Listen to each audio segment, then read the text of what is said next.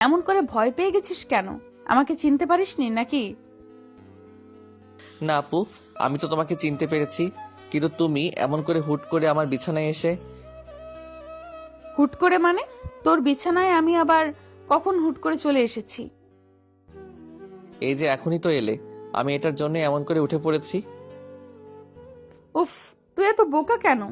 জানিস না একটা মেয়ে যদি কোনো পুরুষের বিছানায় আসে তবে তার মানে কি হয়? মানে আপু, এসব কি কথা বলছো তুমি? আমি তো তোমার কথার কোনো মানেই বুঝতে পারছি না।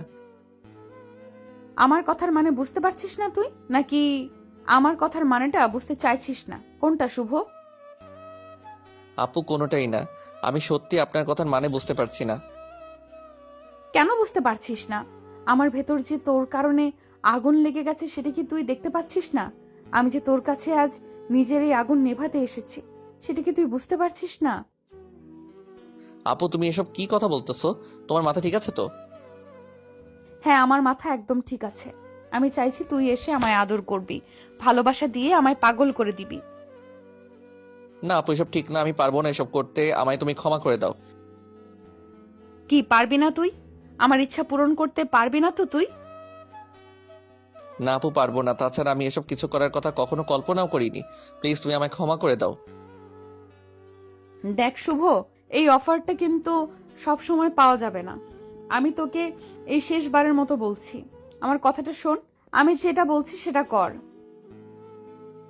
আপু আমাকে ক্ষমা করে দাও, আমি এই কাজটা করতে পারবো না, প্লিজ তুমি আমায় ছেড়ে দাও। শুভের এমন না করে দেওয়াটা যেন অন্তরার মোটেও পছন্দ হলো না। অন্তরা চাইছে শুভ তার কথা মতো রাজি হয়ে গিয়ে তাকে পাগলের মতো করে আদর করুক, কিন্তু শুভ সেটা যেন কোনোভাবেই করতে চাইছে না। শুভের এমন ভিতর ডিমের মতো আচরণ অন্তরার মনকে বিষিয়ে দিচ্ছে। অন্তরা এবার খানিকটা রেগে গিয়ে শুভকে উদ্দেশ্য করে বলল, তুই আমার কথা মতো কাজ করবি না, তাই তো? জি আপু, আমি এসব কিছুই করতে পারবো না। তুমি একটু বোঝার চেষ্টা করো, এটা ঠিক না। বাড়ির অন্য সবাই এটা জানতে পারলে কি হবে? বাড়ির লোকেদের নিয়ে চিন্তা করাটা ছেড়ে দে। আমি যেটা বলছি, যেটা তোর থেকে চাইছি, সেটা তুই আমায় দিবি কিনা সেটা বল। না, আমি পারবো না দিতে। আমি এসব কখনো চিন্তাও করিনি আপু। আচ্ছা, এটাই যদি তোর শেষ কথা হয় তবে আমি আজকে সব কিছু এখনই সবাইকে বলে দিব। তারপর দেখি তোর মান সম্মান কোথায় থাকে। না আপু, তুমি এমনটা করতে পারো না, আমি তো তোমার কাছ থেকে ক্ষমা চেয়েছি। আমার প্রস্তাবে রাজি না হবার পর ভাবলি কেমন করে যে আমি তোকে ক্ষমা করে দেব? কখনো ক্ষমা করতে পারবো না আমি। অন্তরা রাগে গজগজ করতে করতে কথাটা বলল। ওইদিকে শুভ বোকার মতো দাঁড়িয়ে আছে।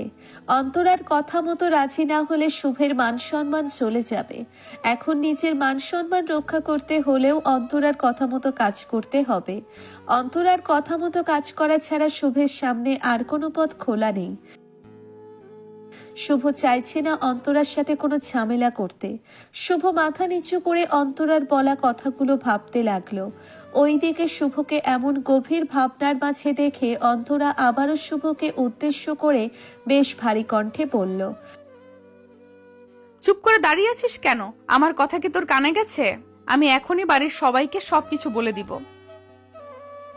অন্তর আপু, এমনটা করো না প্লিজ। আমার মান সম্মানের কথাটা একটু চিন্তা করো প্লিজ। সরি, আর কিছু আমি চিন্তা করতে পারবো না। তাছাড়া আমি এতক্ষণ অনেক কিছুই চিন্তা করেছি। আমার কথা মতো কাজ করতে পারলে সবকিছু ঠিক থাকবে, আর না হয়।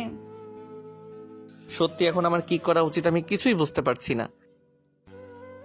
আমার কাছে এত সময় নেই। আমার প্রস্তাবে কি তুই রাজি, নাকি আমি আমার মতো সিদ্ধান্ত নেব?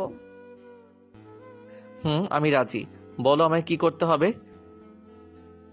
বেশি কিছু না, ওই ভিডিওর মতো করে আমায় আদর করতে হবে, পাগল করে ফেলতে হবে আমায়। পারবি তো?